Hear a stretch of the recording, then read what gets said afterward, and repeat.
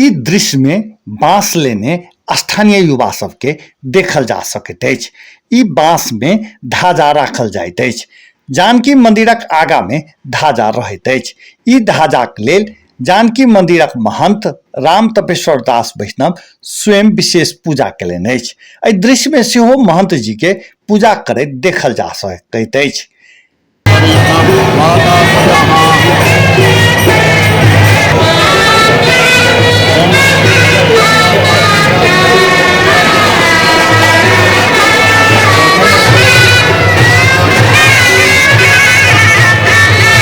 एहि दृश्य में सेहो महंत के जी के पूजा करैत देखल जा सकैत अछि।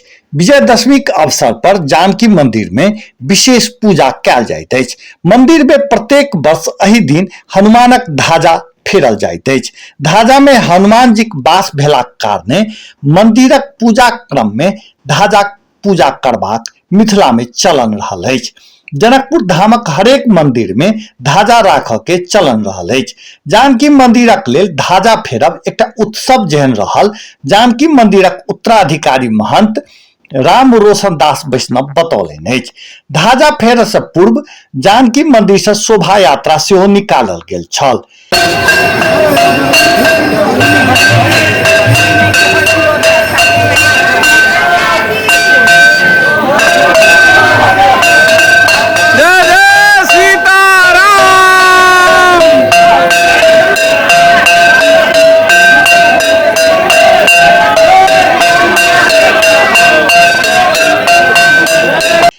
ई दृश्य में सेहो देखल जा सकैत अछि।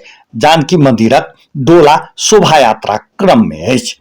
राम जानकी के मूर्ति राखि वर्ष में 3 बेर शोभा यात्रा करबाक एतऽ परंपरा रहल अछि। विवाह पंचमी, जानकी नवमी आ विजयदशमी के दिन शोभा यात्रा में रहल मूर्ति देखऽ स्थानीय वासी सभक भीड़ लागल छल।